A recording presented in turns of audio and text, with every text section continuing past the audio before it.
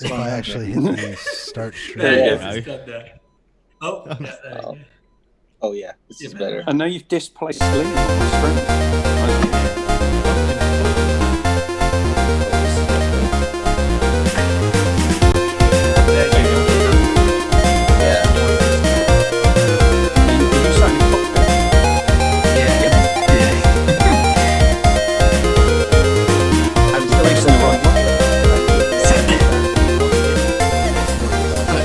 You should have been on earlier, Keith. He was on his PC, I think, and it was just he was talking, and it was just the cockpit, and he wasn't there. We were like, "Hello, are you there?" We're officially live.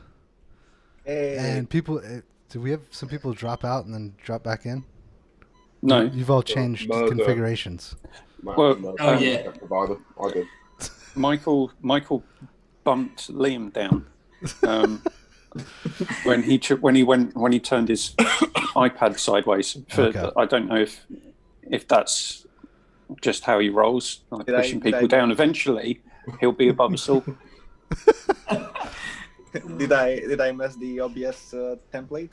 Or No, you didn't miss the. I don't think you messed the template up. You just No. displaced Liam. Coincidental. I dropped out, so blame me. Right, we're live. We are live, Evan's yes. gone to the toilet. Sorry. He's back. So that's the. He's gone to find a new pair of pants to maybe wear or maybe not wear. This is how we roll on this show. Welcome to Pixel Pints. We are the only global podcast that talk about two things that we enjoy, which is good beer and video games.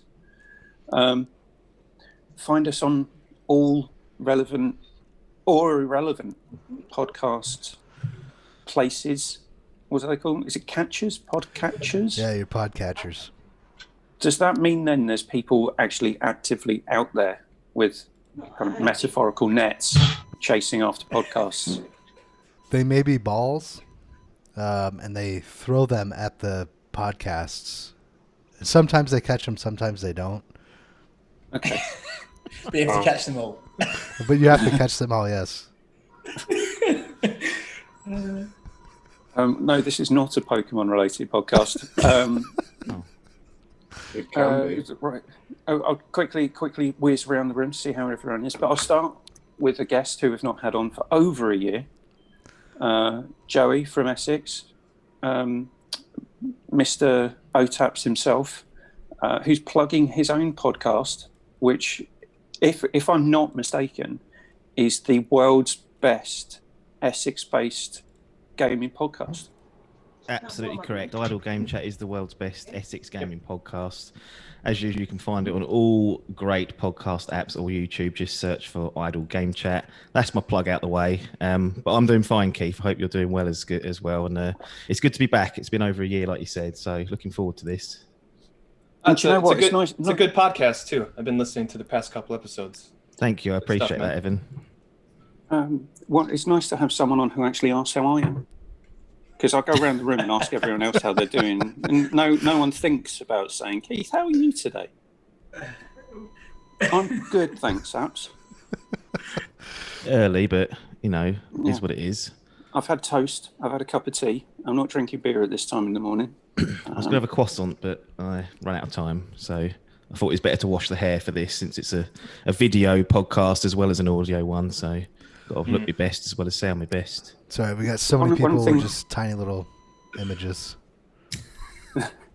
One thing I do is, I don't know, is it Adkins? When he does a caw. That's so funny. It cracks me up every time.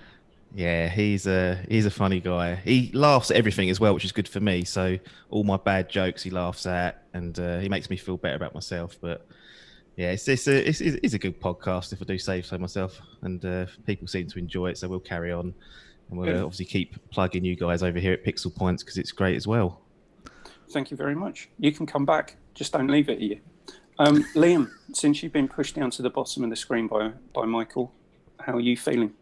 I'm feeling destitute, to be honest, Keith. I mean, he shamelessly took my spot because of Virgin Media fucking me over all week. I can't take it anymore. But I'm fine. Damn you, Richard Branson. Right, Dan, how's things? Yeah, good. Just got back. Did you get from, the A-level grades you wanted? Well, let's not go into that. It got resolved, but my biggest issue was with our trust that changed the grades. But my biggest issue is what can you teachers do with that? being able to choose grades. Well, Because there's why no really wouldn't they other just- way to do it. Everyone gets an A because there's these wonderful things called league tables, and if you give all the kids higher grades, you will look better on the league tables. But just as long as you're all right. I think my issue would be is who would trust that anyway? Like everyone knows they didn't take exams, so no one's ever. They're always going to be the year group, no matter how it's done. Oh, can you really trust those grades? They didn't do a test. Just let the next people sort it out. That was my attitude. Give them the GCSEs, let them do the A levels. If they screw up, well, they'll screw up in 2 years' time. And a degree, let them get to university, and they'll drop out by December. But at least all the universities were at one payment. So that's the only way you really could have done it, because nothing would have been fair, really. Yeah, And I didn't get putting them all my in predicted algorithm- A levels because I choked in the exams. Exactly. That's what a lot of people do.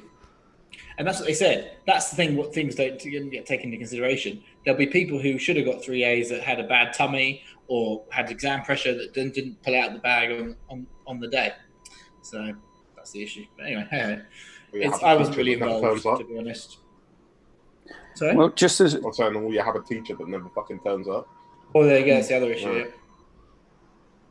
Yeah, or you have a French teacher that thought he'd teach us French GCSE by showing us the recorded French football from the night before.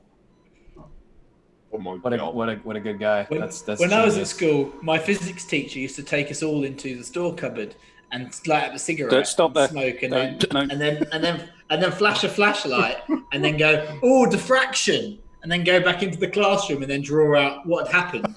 And he liked to do that like once every 2 weeks, even though we'd already done refraction, just so he could have a cheeky cigarette during the lesson. All right, Wow. let's move away from this topic rather quickly. Michael, how are things in your cockpit? So I was about to land in Innsbruck, Austria, but then I remembered I had to do this podcast, so I put the landing on hold, turn around, and now I'm with you guys. Yeah. Ever the dedicated. Yeah. You've actually managed to get Microsoft Flight Simulator to run. No, I haven't been really playing it. I've been watching a ton of videos online, yeah, I just like this view, so I picked it up. I will have to see if it runs. I haven't installed it yet. I think it will. But yeah. I've heard there's issues with Microsoft servers because you have to have a constant connection. Because they don't allow you to download the 99. Well, there's a 99 gig install, Wow. but then there's over a terabyte of data for the scenery and everything, and the weather, dynamic weather, and everything like that. So unless you've got enough space, but they haven't allowed anyone to download all of that, so you stream all of that in. And there's been loads of issues with people connecting to Microsoft servers. It's crazy on how many discs it comes.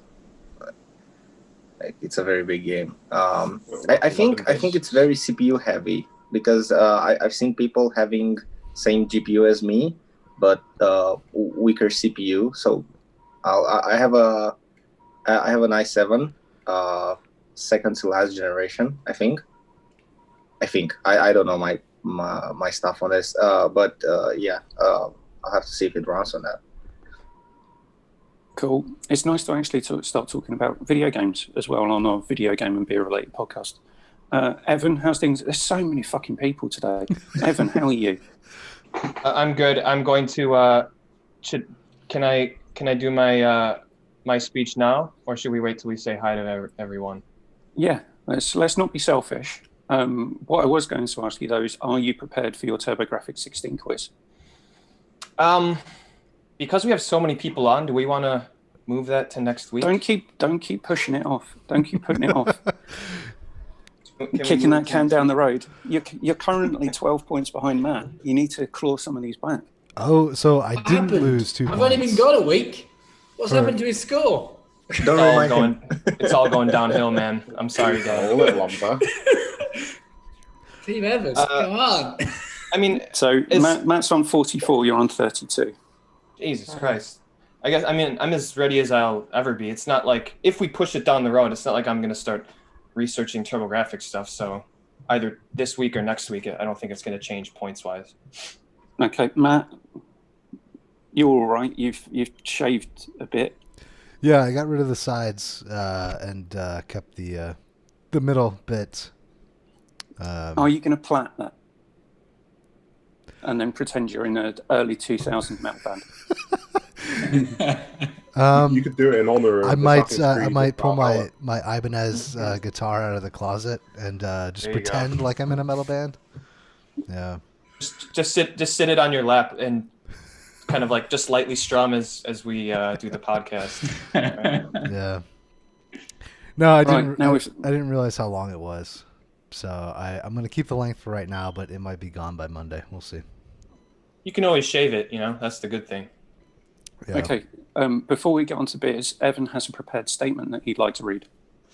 All right. Hold on. I can't do this like this. It's not professional. Got to make this a little bit more professional here on the podcast.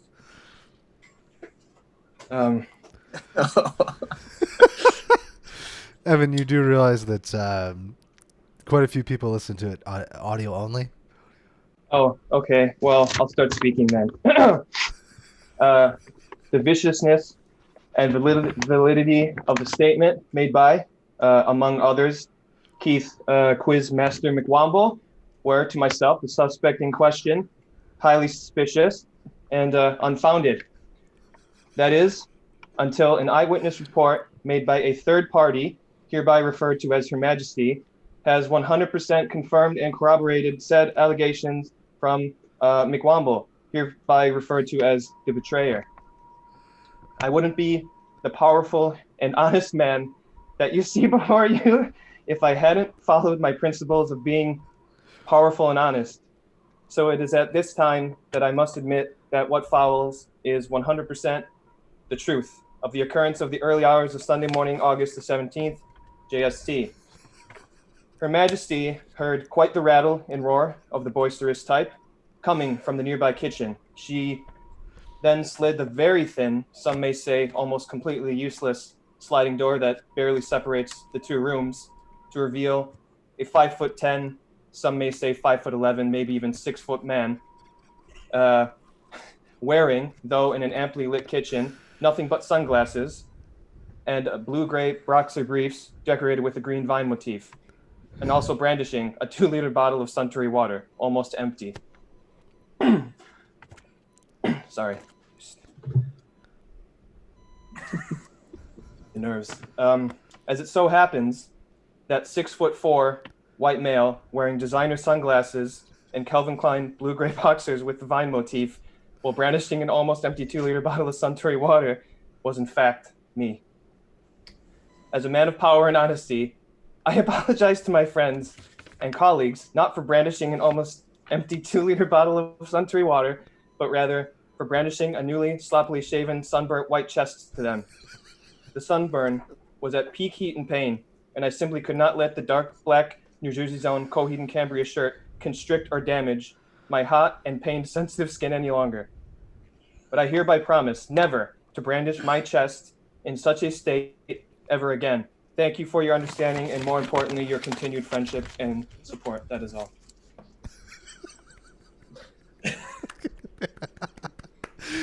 Round of applause for that.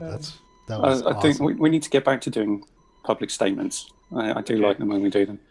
I feel so much better now. It's like a giant Death Stranding sized package has been lifted off my shoulders. That should be a reoccurring persona of Evans. All right, let's. Goddamn. It might be okay, next this is week. happening. Yes, this is happening. Evan, you chose the topic of TurboGrafx 16 in your head-to-head against Matt. Are you ready for your... We haven't asked Keith how he's doing. Yeah, we did. Oh, no, I'm fine. OTAPs did. Yeah. Oh, Yeah. we did. So we didn't Okay. have to. It was quite nice. It was good relief, really. Yeah, you can carry on not caring about how I'm doing. It's fine. It's fine. I'm not taking it personally or anything, bastards. I can't believe 2 people asked. Oh, it's weird. Evan, Okay, you have it's 8 strange. questions on the TurboGrafx 16. Okay. Are you ready? Yes.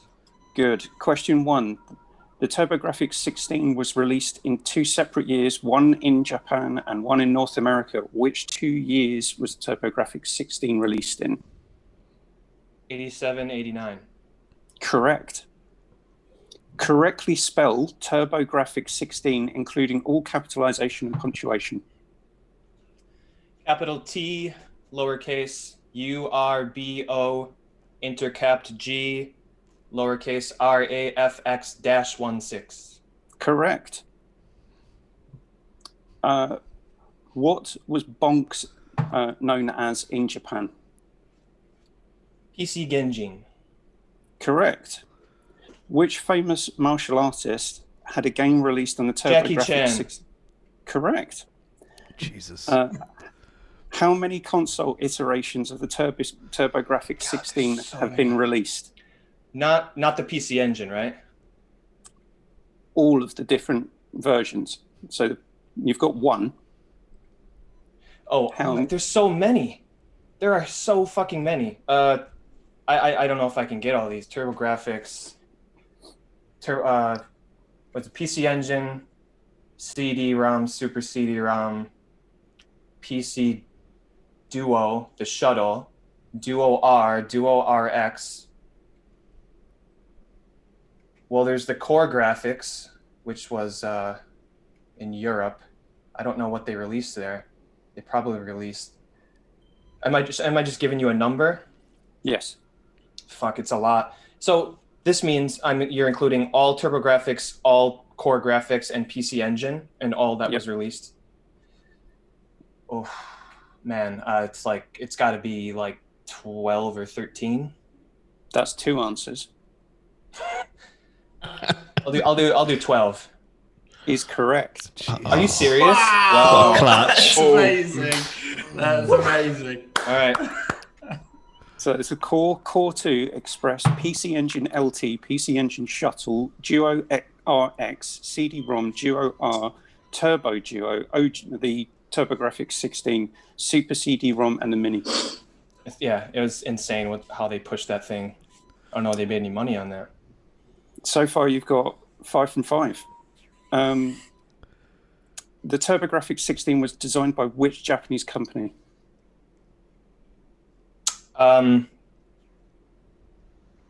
Was NEC. Is Hudson. wrong. It's Hudson. Hudson Software. Fuck. Yeah. Nice. Which game for the TurboGrafx 16 started as a port of Wonder Boy from Sega? Wait, I'm sorry. Could you say that again? Which game for the TurboGrafx 16 started as a port of Wonder Boy from Sega? Wonder Boy. Keith Courage and Alpha Zones? It's Adventureland. Oh, I never played that. All right. Okay, and final question. So currently you're on 10 points. If you get this right, you'll be level pegging with Matt. Oh, I should have said Hudson. God damn it. Konami developed a cyberpunk adventure game released on the TurboGrafx 16. What was it called? Snatcher. Is correct. I knew that. All right, we're tied. Damn it. I thought Matt was like, fuck, he knows that one. Everyone knows that. Yes. All right. Okay, I'm happy. We're tied. Let's move on. Woo. You know, Okay, good. you know far too much about the TurboGrafx 16. Yeah. Yeah. He knows more about the Yeah, I was- TurboGrafx 16 than I know about Final Fantasy, which is embarrassing, to say the least. Bonk's Revenge, baby. Bonk's Revenge. Yeah, that was impressive. That was impressive, Right. yeah. And now we're going to, getting on to the main reason whilst we're here. Does anyone want to talk about beers quickly before we get onto the topic? Yes, I brought a special bit. beer on today. This is Firestone Walker DBA, which is a double barrel ale. I don't know if any of you guys are familiar. Does that mean you drink it through a shotgun? No. Like the makeup gun from Simpsons. It's like, But I don't know if any of you guys are familiar with barrel aged beers. Yeah. So this is like baby's first barrel aged beer. It has a little bit of that flavor to it, but it's easy drinking and it's only 5%. They aged it twice in the barrel, so really they obviously didn't leave it very long in the barrel. No, they didn't. Yeah, but it's pretty good, and I'm enjoying it.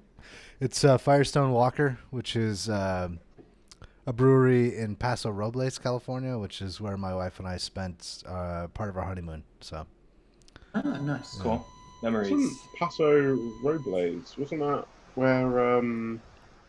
Is it Clint Eastwood? God, somebody famous was like the mayor of the small town in Paso Robles. maybe are you thinking about the idea. movie that he was in? Possibly, but he became the real world mayor of that small town, and he like had a house there and everything. I don't know. It's in Central California. It's primarily wine country. So I think there's like 30 wineries that are there, or like 30. I think he owned the winery as well. I'm not sure. So yeah. I don't know. Yeah. But anyway, yeah, I'm happy to bring that on. It's a different beer for me, and it's pretty tasty. So Population of 32,000, Paso Robles. yeah. Last night I drank this one, Brewdog, Mr. President, which is a Defiant double IPA at 9.2%. So good. 9.2%. I did drink it more like a wine because it was with dinner and I didn't want to be under the table by the end of the meal. But yeah, it was nice. It was not, and actually didn't taste strong. It could be quite a dangerous beer. I felt I could happily had like 4 or 5 and literally not realised that I was drinking a 9.2. When you smelt it, you could smell the alcohol, but drinking it wasn't as didn't give you that kick that some high alcohol beers give you. But what really drew me to this bottle is the descriptions. I'm not going to read it all to you, but the one line I like is, this is a beer, superpower, flexing its hoppy muscles. Hoppy muscles. I feel like the word superpower is in like bold. That's what. I feel like if you drank a 6-pack of that, you may be singing like Marilyn Monroe by the end of the night. Eventually, Mr. President, maybe that's why it's called that. Yeah. Yes, that was my beer. I think that should be the name of the show, Hoppy Muscles. All right. Done. Speaking of session pale ales, the actual session, I'm drinking Dead Pony Club. Nice. I'm so happy Brewdog ships to Japan. It popped up a couple months ago and they just keep doing it. It's like saving my life out here with all these fucking boring ass pills in their lagers. But 3.8% in actual proper session pale ale, brah. Wow. So I apologize for saying that. I don't talk like that. But no, this is really good. It goes down really easily. Nice. I haven't had anything interesting in a couple of weeks. Bit of There you go. Twinings. It's just some lagers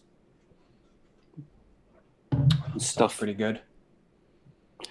You guys drink far too much Brewdog. I'm not as keen on their beers as some people are. Talking about things we aren't as keen as other people, we're going to be talking about video games that we've fallen off of. Reasons why, and do we actually think we'll ever go back? Who would like to start? I'll give you a hint on what I'm going to talk about. Okay. Really? Oh, I'm super curious why you fell off of this. Because it's short, dude. It's only like Outer World? It's like 15 hours for your first playthrough. No, it wasn't, because I spent a lot of time going off and doing loads of random stuff. Okay.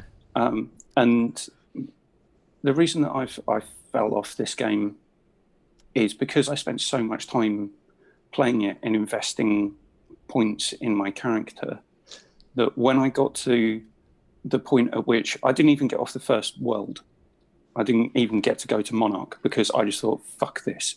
I'm not grinding now. So there's a point in the game, spoilers, Yeah. but I don't care. There's a point in this game where you need a certain amount of money to buy a landing pass to go to Monarch. And to get that money, you go and either negotiate, steal, or kill people for stuff.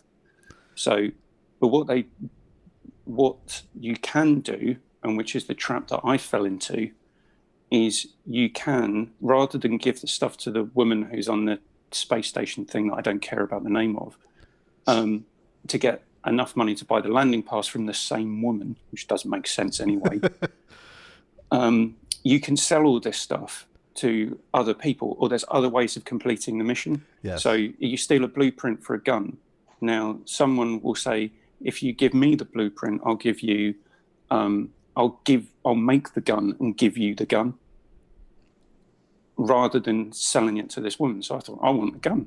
But then by the time that I'd done all of this, I realized that I didn't have enough money to buy the landing pass for 10,000 credits. I only had 4,000. Okay. And they don't give out large amounts of money in this game. No. So I would have had to have gone to all of the different locations that I'd unlocked, kill everyone, and take all of their stuff to sell it to get enough money. I just thought, I'm not doing that. If you have a high enough sneak skill, you can actually grab it from the chest or the safe that's next to her desk. So if your sneak skill is high enough, you can actually go into sneak mode. While everybody's in the room, they completely don't see you for whatever reason because your skill is that high. You can steal it from the chest. The other way that you can do it is to go and speak to the other guy that works for the main corporation. So there's a couple ways that you can actually complete that. I think kind of how those games do work, right? Huh? I'm just saying, like, you know, like the old Fallout games and this game as well. It's like there's always more ways than one to do something, but that does suck. Like, I've been in situations in games where it's like I have 4,000. It took me this many hours to even get 4,000, whatever the currency is, and I need 6,000 more. Like, fuck this. So I understand where you're coming from. The other way. I also thought that I didn't think the actual gameplay was that fun. It suffers from the same problem that Mass Effect Andromeda does, in that the enemy types are all the same, all the monsters are the same, even though you're going to different planets. So I was just thinking, there's other stuff that I should be playing that I'm going to enjoy more. Just a quick question, Keith. Obviously it's an RPG game. You can make choices, and you've got a relative amount of freedom to, do what you want to a certain extent. How do you play these type of games? Do you like role play, or do you play as, I'm Keith, I would do this in this situation? Or do you think, I'm going to be a bastard, I'll play this way? Or do you just take each choice or each decision as and when you get to it? I like the fact that you didn't say, I'm Keith, I'm going to play it like this. And then you said, I'm going to be a bastard. So you assume that I'm not a bastard. So yes. I like that. Liam's just said his internet's out, so he might not be coming back. I think it was Michael that knocked his internet out, personally. It might have been. And he's playing on it. Yeah. He hit a cell tower. I secretly work for Virgin.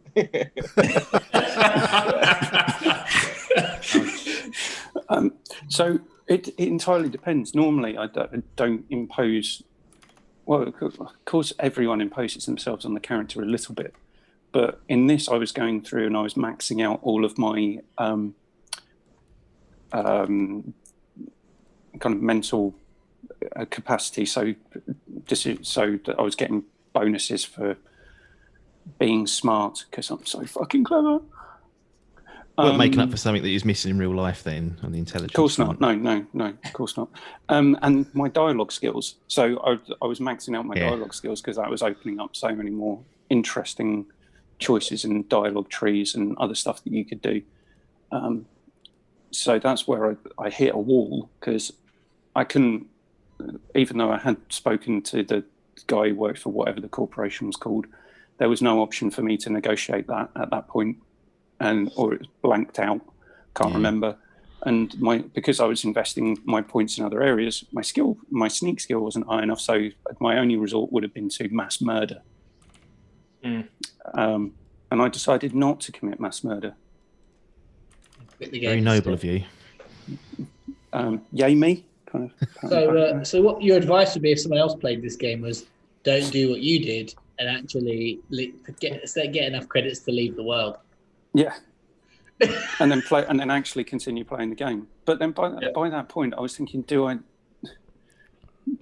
really want to spend another 10 hours doing this? I enjoyed Greedfall more than this. Interesting. Okay. Oof. That is definitely not going on the back of the box or the front.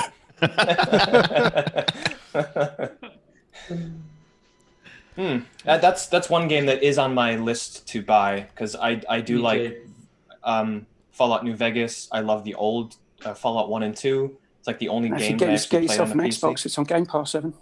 You could do that. Yeah, I can play it on PC, but I just think I'd rather play it. If I had an Xbox controller, I'd probably be more keen to play it through my PC. But I don't want to give Xbox any more money. So. like Matt was saying, the fact that it's obviously they want you to play the game like over, but the fact that it's about a 15-hour game and not 35 or 40 hours makes me want to play it more. It's not this game that's like not yet, not now. Yeah, type of thing. 15 hours is pretty solid. The main story you can get through in about 18 to 20 hours. And there's at sorry, least Matthew, one last comment from me. The loading screens in this game are egregious. Oh, they're so funny though. No, they're not. Yes, they are. And they just build on the world. Yes, they look pretty because they do designs of some of the creatures in the game. It's not the best but choice. They last for about 2, 3, 4 minutes, and all I'm doing is landing my fucking ship on the space station. So I've got to sit there. I can, in the same time, I could have gone, made dinner, come back, eaten it, and it may have loaded. You've played this. You played this on PS4. I'm assuming. Pro. Okay. Well, the loads weren't 4 minutes on Xbox One S for me. So well, that's just Obsidian preferential treatment towards Xbox, obviously. I don't think so, but I think it probably if you played it on PC, it would probably be super quick to load. Yeah, I don't care. Fuck this game. I'm glad that you tried it though. I'm glad that you at least the PS4 Pro is not that much better when it comes to loading times, but it really helps if you put an SSD in it. So yeah, I don't think you would be up to that, but just saying that will solve it. I'm waiting for a good RPG. It's going to be called Cyberpunk 2077. Just out of curiosity, did you side with the lady that started the garden, or did you side with the guy that was running the town? The guy who was running the town because the garden woman was nuts. Okay, I was just curious. I killed the guy that was running the town, and then put the lady in charge of the town, which he didn't want to do. So everyone got fucked over in my one. No. He was not happy with that, being dragged away from a Mother Earth garden centre. Just saying stuff like this actually intrigues me to want to play this game. I think they do a good job of letting you do certain things and there being a realistic outcome of it. You know, some games block killing certain NPCs. You can, I think, kill nearly every NPC apart from maybe one, and it will adapt to that situation. I found that it's a game that you kind of have to. The most I got out of it was by experimenting, which I don't usually do in games. I kind of stick to either a made up role play, or what I think the character would do or what I would do. Whereas in this one, I was a bit a bit more, I guess, adventurous in my decisions, and it paid off in some interesting ways. Yeah, just listening to this, Dan, I think I'm in your boat. It's if we play this game, we get to that point, it's the lady in the garden and the guy running the town. I know these two. Yeah, exactly. Yeah. One day. So Keith, you're not going back to it. No, the worlds were uninspiring. Some of the dialogue choices were interesting. but I've got no intention of ever playing it ever again, and I've got no intention if they do a second one of ever playing that. Ouch. Got DLC coming out, Keith. Come on. Yeah, actually, there's some story DLC coming out. I'd rather play Outriders.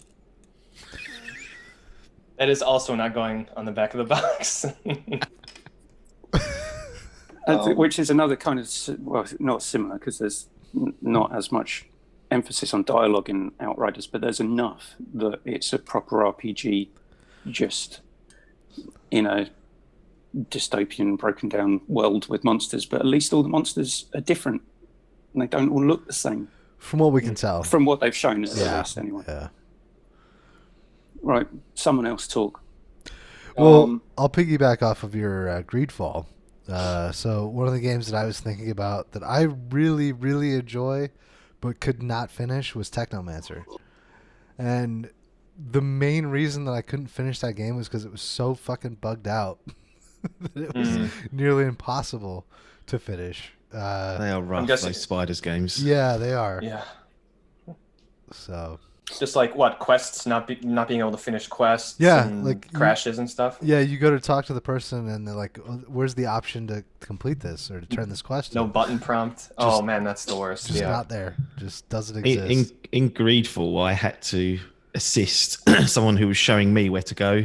They got stuck behind a rock, and I had to walk over there and push them aside so they could carry on the route they were going to show me where to go. And when I have to assist an NPC to show me where to go, I kind of thought, yeah, this is a rough game for what it is. Yeah. Remember those old school games where like someone would be sitting in the doorway, like even going back to Fallout 1 or 2. It's like, I gotta reload, like this fucker won't get out of my way. Like that's it. They've done things. I had those kinds of problems with the Uncharted series. Where Sully would stand in a doorway and I'm getting shot and I need to go into the building and he won't fucking move. Yeah, I had that in The Last of Us Part 2 a couple of times when it kicked off. Like I'd do a turn round and one of my companions would be in the way. It didn't get me killed, but it stressed me out more than it should have done. So I wasn't. Yeah, it happened a few times for me as well. But that was actually intentional by Naughty Dog just to raise the tension, because on this podcast we can't say anything bad about The Last of Us Part 2. It's the greatest game ever made, only made by wonderful people. Well, if someone's shooting at you and you get a bit flustered, you would turn around and run into your friend and like, oh shit, like you're in my way. It's just a level of realism. Something similar happened to me recently in Red Dead Online. I was playing with a friend, and we were supposed to take these two prisoners and take them somewhere. When we freed them from the prison, from the carriage they were locked in, one of them would just walk away, would not come on the horse with me. So I just threw like 2-3 dynamite candles at him, and that fixed it. And that's the thing, like it almost seems that in every game where that happens, the answer is always throw grenade. I was going to say, Rafa, that you got a lasso and like dragged him along, but you just went straight for the dynamite. Oh, yeah. Actually, no. I tried that, but you couldn't lock onto him, which is why I resorted to explosives, because they can't avoid the area of impact that way. And but I think more problems should be sorted out with trinitrotoluene. Yeah. I just love it. I just love that Keith knows solution. the actual name of TNT. Yeah, that doesn't surprise me. Yeah. Right. Who's next? Let's go with Joey. Yeah. What's the game that you played that you fell off of? You're never going back to. So actually, when you first posted this as the topic, I thought that's a nice easy one. I actually might have something to say. And then I sat there and looked through my library and realised that to a negative T, I try my best to finish everything I start. Even if I'm not enjoying it towards the back end, I will do my best to get through it. Yeah. I thought, well, that's not strictly true. There must be some examples there. And there's things like The Witness, which I fell off of, which I think for obvious reasons, it's a puzzle game, line puzzles. Didn't really get on with it. I didn't think that would be that interesting. But I kind of went further back in my mind and thought one of the critically one of the best games of all time was Resident Evil 4. That is something I tried to play probably about 4 years ago and got about 6 hours in. I think I got to the castle part of that, and I couldn't play any more of it. I couldn't tolerate it. And I kind of respect that game. I know that it was a bit of a trendsetter when it comes to third person and action and taking Resident Evil out of its horror roots and into a more, action orientated, situation. But that really drove home to me that it kind of reaffirmed my belief that it's really hard to go back and play a great game when I've already played things like Uncharted, Gears of War, and other third-person games. That kind of Resident Evil kind of paved the way for that in some ways. Tomb Raider is another one, definitely, yeah. And I really struggle to go back and play old games. And if I miss that moment, if I'm not there in 2005 or whatever it was to play it there and then in the moment, then trying to go back is almost impossible. And I completely appreciate some of the great things it did, but I could not get through that game. It just felt so old and clunky compared to what I was used to. And I can go back and play Metal Gear Solid, but I played that when I was 10, 11, 12 years old, and I'm kind of hardwired into how that game plays. Whereas I think if you miss that and then you try and go back, you think, what the fuck are people talking about here? Yeah. This game's if you garbage. didn't play it during the time, I can see how you. It is a frustrating game to play for sure. Like it's one of my favorite games of all time, maybe like top 3. Yeah. And like you said, there were games like Winback that did the kind of the cover shooting system. Then you had Kill Switch, it was like the first game that did the proper like chest high wall cover shooter. But then like an over the right shoulder game that Resident Evil 4 was like the first game to do that. But then you get in as far as like not being able to walk and shoot at the same time. Yeah. And that's like, even that you're like, oh, fuck. Okay. Try to get yourself in that mindset. Like this was the game that made it all happen. Like Gears of War wouldn't have happened without this.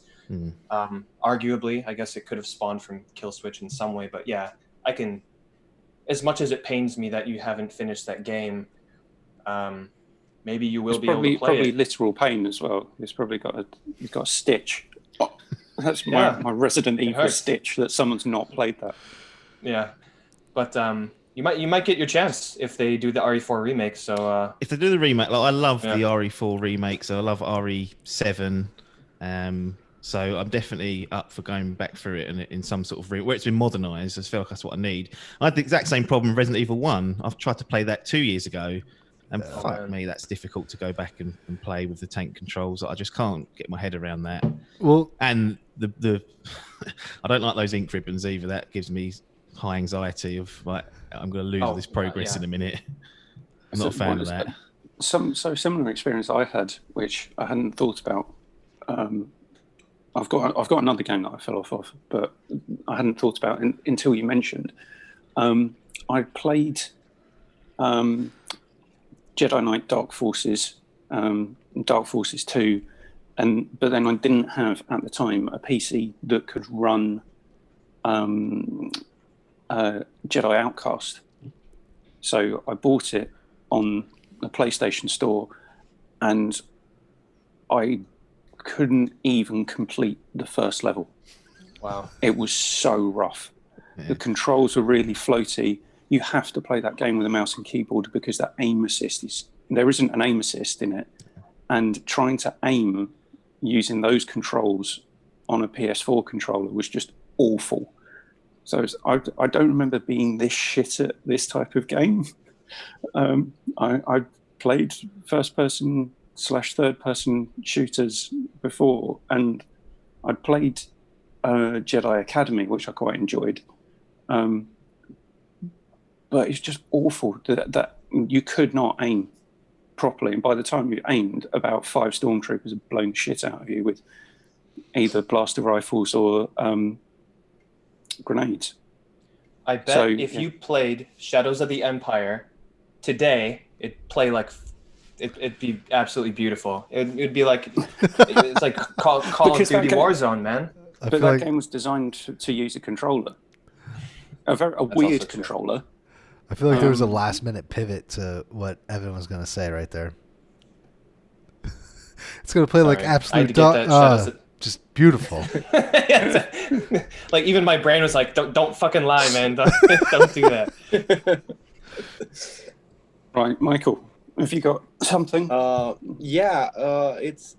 It won't be a particular game because I will name a few, but I would like to focus more on the why of the matter, because I wish I'd be like Keith and say like that game it will not get any more of my time, but I'm more like Joey, trying to go back to everything I started, and I'm fooling myself that one day I'm going to open up my PS3 and play Remember Me and finish it. I remember Remember Me. Yeah, because it's such a good game. It feels good to play. I like that system where you build your own combos, but Yeah. I like there are so many great games that are coming out, and when you go back to something that old, regardless of how fun it is, you're always like, well, I just bought this newer thing, like you feel this feeling of guilt, although it should feel redeeming that you actually went back to your backlog and focused on something that you bought so long ago. And that's one thing. Another game I recently tried to get into was on PS Vita, Street Fighter versus Tekken, or Tekken versus Street Fighter. I don't know. They were supposed to release the inverse of that game, but that never came out. And I was like, okay, I'm going to do this right this time, and I'm going to go through the tutorial. So that tutorial is so long, like I put in like 30-45 minutes, like 5 or 6 days, and I was still not done with it. Like, oh my god, they go through so that. many things, and it felt. I don't even remember if I finished it, although I went into it recently. Like I can't remember. I think I finished it because I remember actually unlocking the trophy. So I was like, oh wow, I never went through the tutorial. That's a sign And, right there. The fact that there's a fucking achievement for completing the tutorial. Yeah, like it's so long, and it's this thing that I don't like with fighting games. Like when they show you the icons of what you're supposed to do, I would personally prefer they would tell me like, no, don't show me punch, show me square. Like map them to how the system buttons look like. Because okay, I can wrap my head around that, but when you're supposed to do a string of those, like, and given that I'm much more comfortable with using the PlayStation buttons, and they are like a no-brainer for me. Like if you showed me PlayStation buttons instead of all those symbols that are like, although it says punch for like one game has an icon for punch or kick, like literally imagery. Other games have a P or a K, or like you need to be like well versed into fighting games to actually like have your mind snap to that. It's usually three versions of it too. There's usually like a low punch, high punch. That punch, too. whatever. Yeah. I think fighting games are kind of up their own ass. Like half circle back, heavy high, low, bro. It's like what? Like no. Triangle, circle, cross. Like, so I had this exact experience with Injustice Complete Edition, which was free on PS Plus recently. Oh yeah.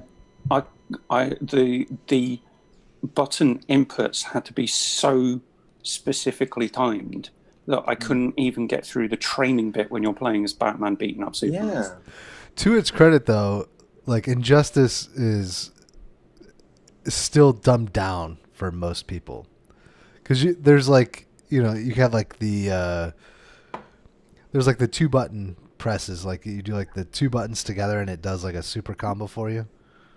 Yeah, it's not some like really long chain of inputs for the. You for the can do combo, that. right? It has that depth and complexity to it if you want to learn that shit. But for like the casual that's just, I'm going to jump in. I want to play as my favorite superhero. You can just do like, I'm going to hit these 2 buttons together and they do a crazy combo, That's me, man. I love that. I'm so bad at fighting games. I'm Yeah. the worst. So yeah, I got stuck several times throughout the tutorial because again I could not understand what the game actually wanted from me. But yeah, I don't want to sit too much on it. Then there you have like I have this problem with most Nintendo games. Like I love them so much that it feels wrong to actually play a lot of them. So for instance, Wait, what does that mean? Luigi's Mansion 3, like that's my jam. Like physics-based everything. I love tearing everything apart. But the instant I finish hence your love of Dynamite. the moment I finish a floor, I'm like, okay, that was enough. Like you don't feel like doing another floor because that's going to take a while, And then I jump off to something else. Like I'm consuming it little by little, and it takes me so much time to finish these games because I see. like the gameplay loop in most Nintendo games, like it's so long and so rewarding that once you go once, like you don't really go back for a while. So yeah, it's just the volume of also the games I own that make me like. So I recently, as you know, I bought all the remastered Assassin's Creed games because they were on sale for really cheap. So I'm having like this great streak of going through them. But I fear that once Valhalla comes out, I'm going to ignore them. So I don't know up to which game I'm going to get until then. But yeah, like it can be the difficulty of the game, like the Street Fighter game where I went off that game for 2 weeks, and like if I go back, like I don't remember anything I learned in the tutorial because the tutorial was so long that I never actually got to play the main game to actually practice those things.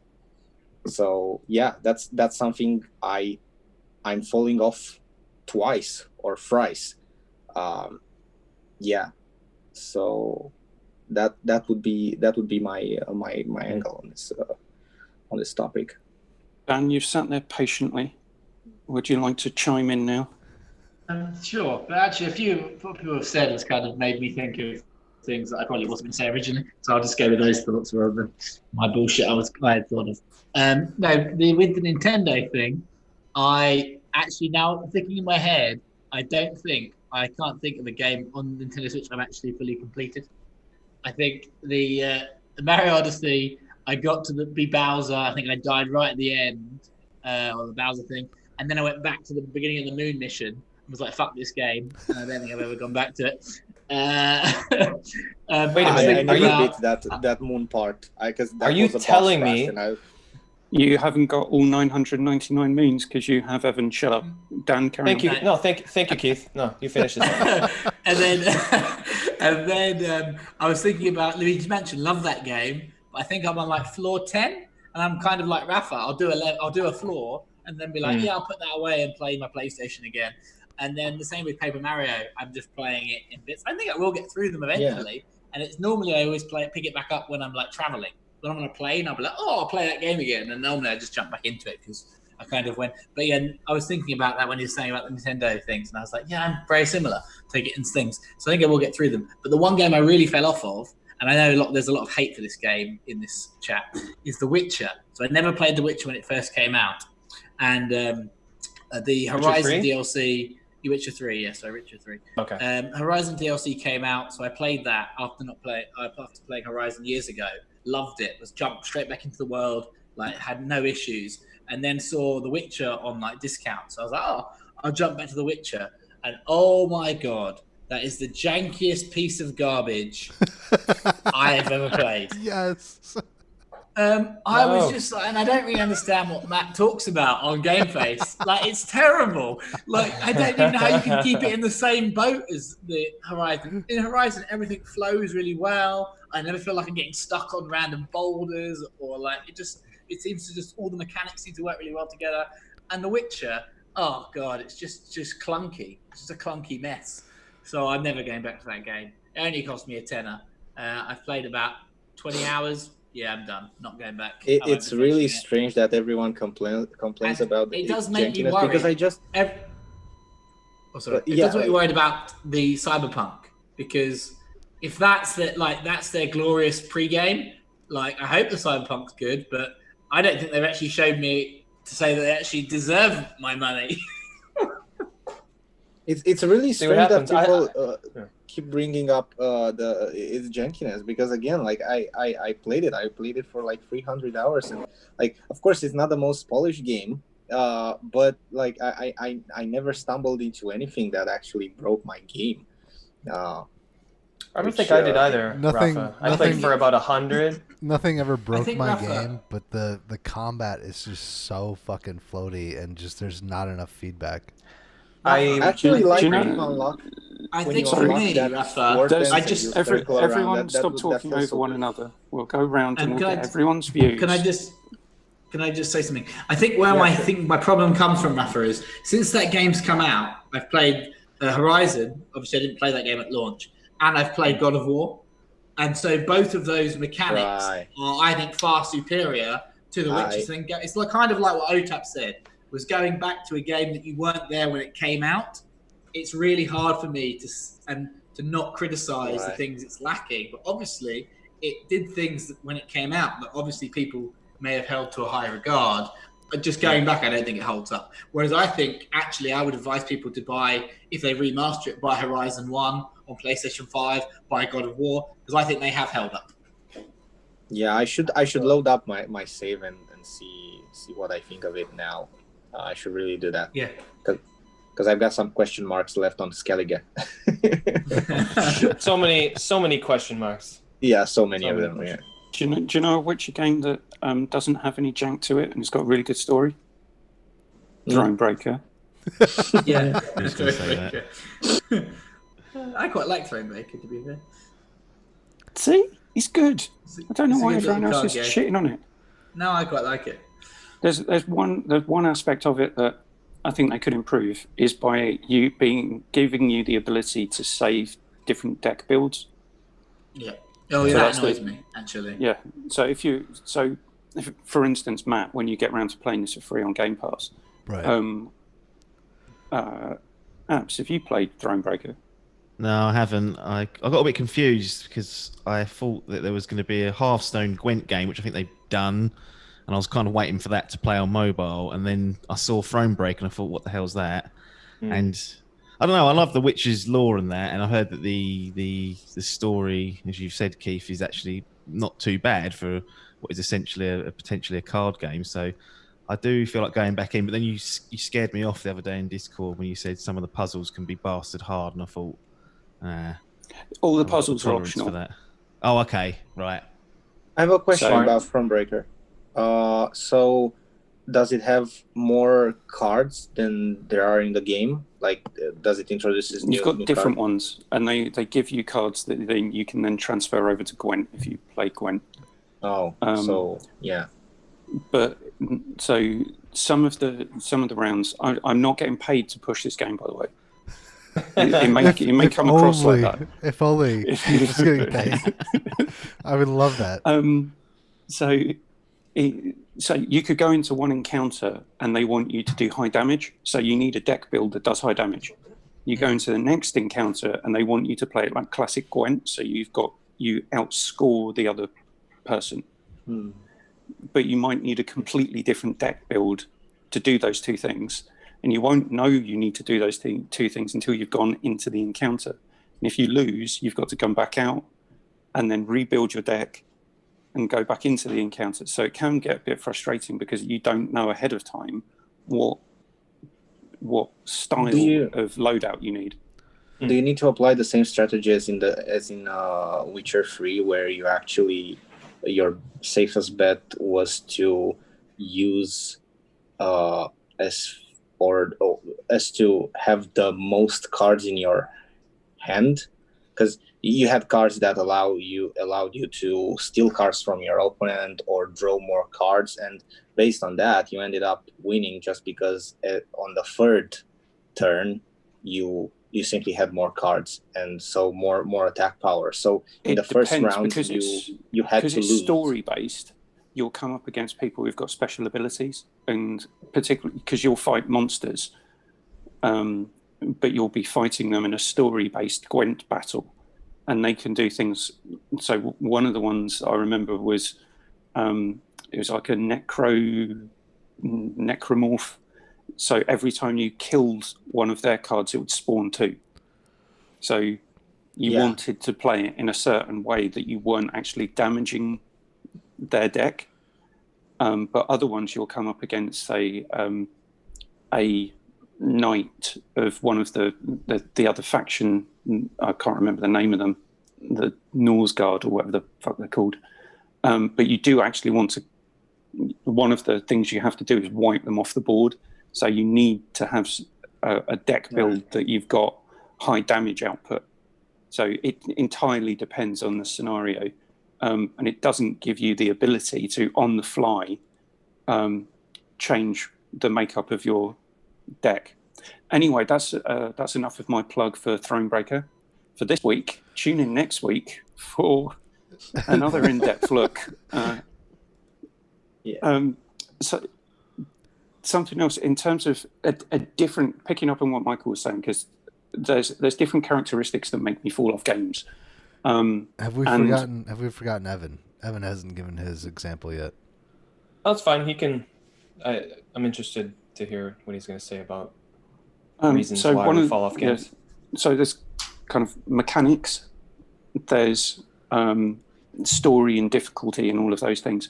But one that I think is unique to me is being a bit of a Billy No Mates and not having a regular group of people to play Apex Legends with.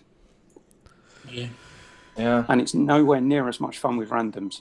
It's still installed on my PS4. If we can find some time, I'm down. Um, I'm not going back. I'm not. Didn't you uninstall it? Did you not uninstall Yeah, I did. it? I did uninstall it. It's Yeah. gone. That's it. All my progress. It was not what I save files, expected. they're all But gone. yeah. Wow. Okay. Yeah. It's all Games our as faults, service basically. is, I think Keith is blaming us. I think he's fucking blaming us. He's calling us out. Keith finally decided that he wouldn't join the Warzone crew because no one else was playing Apex. So now he's full into Warzone. Now I'm It's quite full into useful Warzone, because I'll log There in you and go. he'll tell me all these things that he's discovered since I last logged on. It's very helpful. So Yeah, I've got a couple new hints, mate. Got a couple of new hints. yeah, Yeah, I that's- need to jump back in. I'll probably be back in tomorrow. From tomorrow, I'll be back around for at least another week. So I'll just let you know that. Yeah, online Yeah, games I'm are a different beast because you're not really supposed to finish them. So one way or another, even if you play for 3 years, if you stop, you still say that you fell off. I don't That's know. the ending of the game when you give up. That on new Yeah. Dauntless expansion, new update. Oh, badass. to be fair, I jumped in with Russ and Matt, and it's changed. The game is like changed to a level where I was not expecting. So I was like, fun. oh my god, what's happened to the overworld? Is it actually fun now? I thought it was fun to begin with, I but think yeah. I think it's still fun, but it's more fun with people. It's to be Monster fair. it's Monster Hunter World with better controls, and it's free to play. Like If it's Monster Hunter World, are there anthropomorphic cat chefs? Because that's a no-go for me. Any game where there's no, but you can anthropomorphic pet cats. the dog, so Yeah, you That's can a pet the plus. dog. that's a 10 out of 10. That's a plus for The, sure. That's a Once Pixel there's Pints the- 10 out of 10. Yeah. It was good to go back, but that's similar to Apex. Unless you have no people who are going to be online Yeah. when you play it, I had a really good time with Russ and Matt, but with time difference and stuff, you'd have to coordinate that, so you can't just jump onto it. And I feel like with that kind of game, that's kind of how you want to play it. But hey, Is that Joe? I'm just trying to go through an entire episode where we don't talk to Evan. Is that kind of how you felt about Destiny 2 then? Because I know you were talking about it on your podcast called Idle Game Chat a little while ago, and you said I don't want to have a diary management system to play that fucking game. Yeah, I mean, what quickly happened with Destiny 2, not so much with Destiny 1, because they for better or for worse, they took a little while to get that into a place where it was the loot was a bit more entertaining. But we got through like the story content. We did the strikes, which are quite short. They all just become about the raids, these 6-man fucking 4-hour, 5-hour, 6-hour raids that need to complete within the cycle of the week. Like it starts on a Tuesday. If you don't complete it by the following Tuesday, all your checkpoint progress is gone. And that is, that was tricky. I think we only did 1 or 2 on Destiny 2. We did so them much all pressure. I can't. It's definitely some fucking endgame MMO bullshit. Yeah, you know. And so I think we gave it a good go, but it's still people today say, "Oh, I wish we'd done the rest of the raids," because there is a euphoria to completing like a raid. I mean, Wrath of the Machines on the first one. I think there's a stream up somewhere. And it took us like 6.5 hours. And we did it in one session, and you can imagine the joy of completing that at 3:30 in the morning as we finally finished it off. But yeah, it's anything that requires other people's input or them to be around, I struggle with, because Monster Hunter World, which has come up, I have started that and I've been sort of chipping away at it with Adkins, but just sometimes I don't want to talk to someone. I know that sounds silly for someone who does a weekly podcast and has now come on Pixel Points. When I'm playing a game, I can't be bothered sometimes to talk to Adkins and even go, "Cool, mate, all this." And I just like to sit there and just play my video games on my own. I'm quite an antisocial bastard when it comes to that. And that's me. Yeah, we are chipping away, but it's a struggle. Anything that requires other people's input and them to be around, obviously people with kids, and I've got a dog now. It's like it's difficult, especially when the game says you've got 1 week to complete this and it's fucking shit hard as well. It's not the sort of stress that we needed in our lives, so we had to walk away from it. Well, it's like me and Matt have been threatening to play Division 2 together for about 6 months, and it never happened. Dude, I bought that game for $5 with me too. With the expansions, and I fell so hard off that game. Like I played it for like 2 hours. I'm just like, fuck this game. Like that was $5 well spent for me to know that this is not the game I'm gonna play. Like, as it happens. Evan, what's your experience? We're trying so hard. I was just about to say that. Who's got something else? I did have another question I wanted to ask. If you want to just block Evan again, because I find, as I said, I try and complete everything I start. I do a pretty good job, but what I find is I get fatigued on games, like especially open world games, even good stuff like Ghost of Tsushima. I got to a stage where I was just burnt out on that game. Like I was burnt out following the foxes. I was burnt out doing all that stuff, and that was a self-imposed activity. I didn't have to follow the fox. I could have just carried on with the stories and the side quests, which I found interesting. But for whatever reason, I wanted to clear down one island. I wanted to do this. I wanted to do that. And then I got halfway through the game and I stopped for a while. And I thought, I don't know if I'm going to be able to go back and finish this. I did, but I then mainlined the game, sort of done a critical path to get through it. And then now I look back, I think, I've kind of ruined that experience for myself. I didn't take my time with it. I didn't do this. I didn't do that. And it was just this feeling of fatigue that I had with Assassin's Creed Odyssey. It's open world games, really, that I suffer this from. But I don't know if you guys ever get to that stage in a game where you think, I just want this done, or I'm going to walk away. Red Dead Redemption 2. Oh, yeah, I haven't finished that. Oh, I need to play that again. Of course you do. No, throw some I got.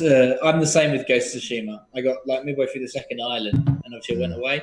And I picked up yesterday, and I was like, "Oh, it's good to be back." But I'm glad I had that like 8-day break because I was getting to that burnout stage of why the hell am I following another fox and attitude? Because they're really cute, to do it. Really nice. Because inside I wanted to do it, but then when I went back after 8 days, I was like, "Oh, a golden eagle thing, bird. I'll follow it." And then it got back in immediately. It was like, "Oh yeah."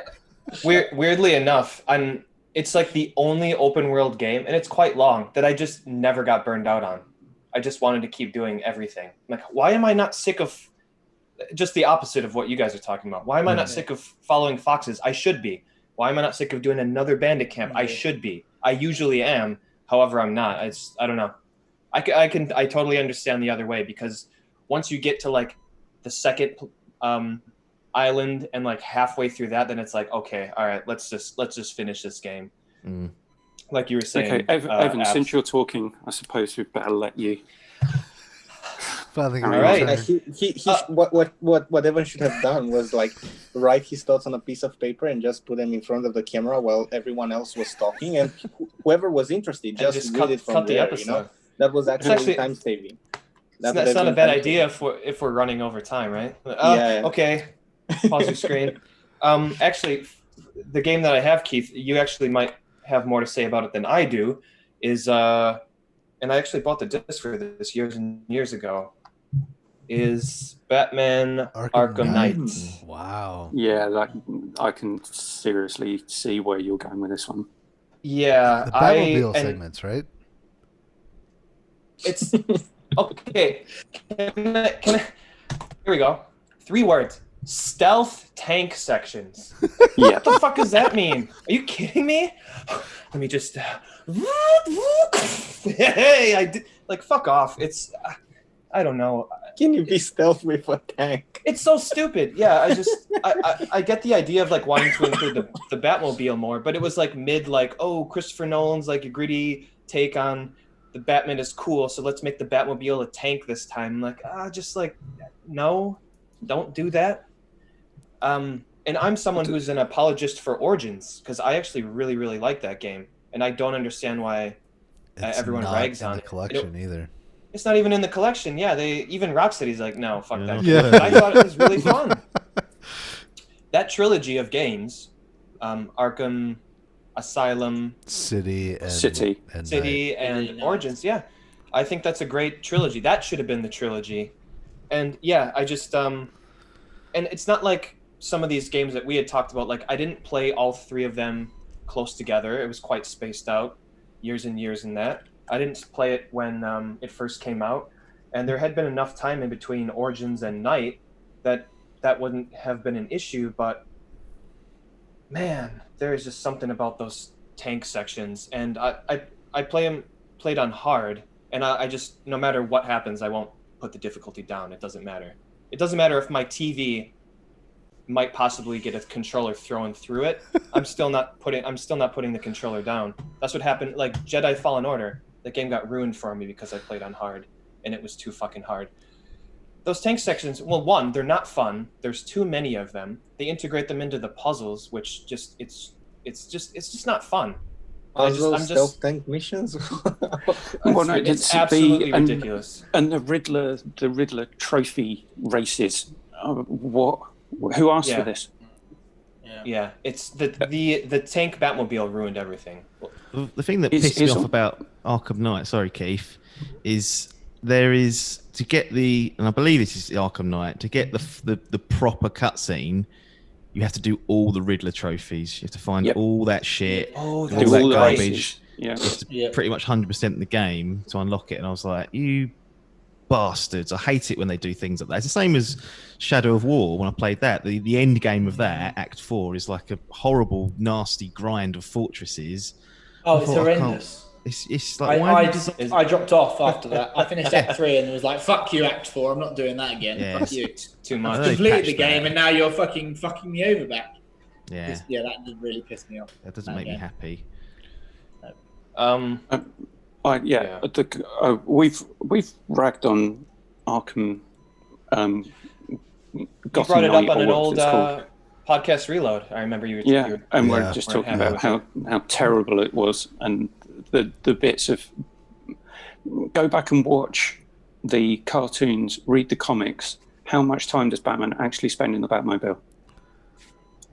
Probably 1%, maybe 2%. Yeah, and then I was gonna say 2, but yeah.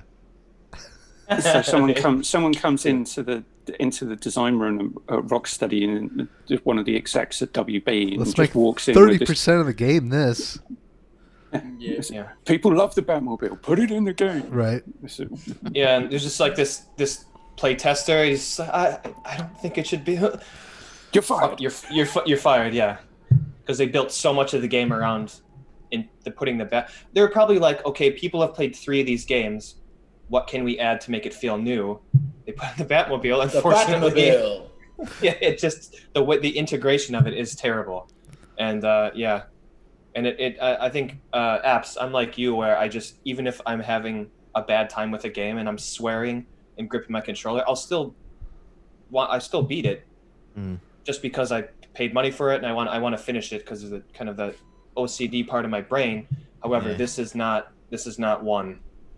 This is not a game that I'm going to finish. Just the Batmobile stuff ruined me. You should snap the disc live on air to prove that you're not going to finish it. Oh man. But then he can't trade it in. It's true. Exactly. I mean, I wouldn't trade it in anyways. Why not? Oh look, That's what I do. Whenever I finish something, Well, it's gone, it's traded in. I'll have Right. to store credit to buy something else. Just That's I what I just like do, keeping yeah. it. I keep all my games. Man. Maybe silly, but there you go. Yeah, guys- I like to look at them. I might be Yeah, able me to get too. a free ticket to see Batman vs Superman: Dawn of Justice. Holy shit! Wow. That's probably as bad as the game, isn't it? I actually Oh, I liked Batman. Or was it a v good film? I've Superman. never seen it. I never watched it. It was so I a don't decent. actually know. It was a decent movie. Except for Jesse Eisenberg, it was quite a good film. If you just He's- cut Jesse Eisenberg out of the entirety of that movie, it might actually be good. He's not a bad Luthor though. He's terrible. Okay, we He's just playing we he's disagree. playing Lex Luthor more like a combination of the Riddler and the Joker. No. When he had Michael Sheen floating in the spaceship water, I was like, "What the fuck is this movie going on about?" Like, he's this is so playing stupid. he's playing Luthor if Luthor were his Jesse Eisenberg. well, no, his same character in The Social Network, which is Mark Zuckerberg, which makes sense in a modern world. That's a good argument, actually. No, it was awful. We'll agree to disagree on the matter. I think it's an absolutely awful movie as well. But yeah, that was a fair. I don't agree it's That's a an good awful movie. I just think his representation of Lex Luthor was awful. All right, so Keith, As I said, I haven't seen it, so I can't comment. I just was making. can we agree that John Cryer is one of the best Luthors? What was he in? Supergirl. Give me some context.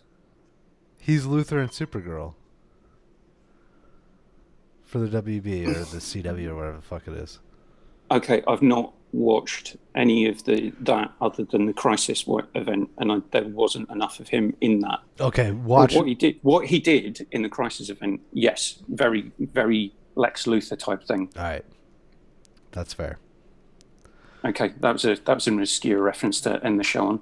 Yeah, we're friends no, he again. is good. No, he is good as Lex Luthor. You're right, Matt. So I just had to remember who that character was. All right, so less on Supergirl than other Supergirl ones. as an overall show, pretty shit. yeah, Yeah, I didn't absolutely. watch it. Yeah, totally.